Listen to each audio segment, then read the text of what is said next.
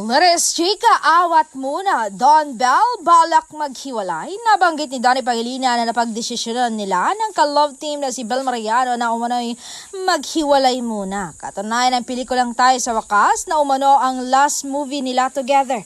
Umani naman ng samot-saring reaksyon sa kibitzers ang nasabing pahayag ng aktor.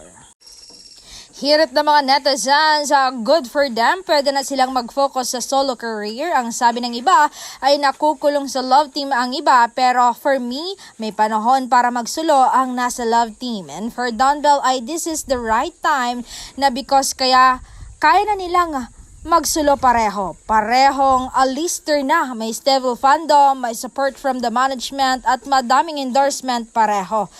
I'm not a fan, but okay na din to. They can grow as an artist if hindi nakalak sa love team. Good that the management allowed them instead of milking the love team dry. Good luck to them since for sure may mga crazy stans na hindi matutuwa if ever a partner sila sa iba.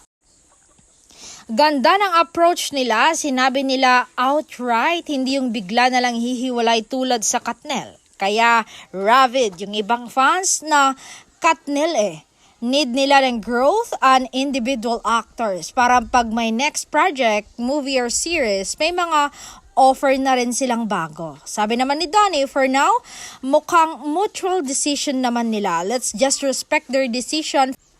For sure, they'll support each other pa rin pag meron silang kanya-kanyang projects. Okay na rin for career growth. Probably one of the few love teams na nag-part ways ng maayos. Kudos to these two for choosing growth and avoid toxicity.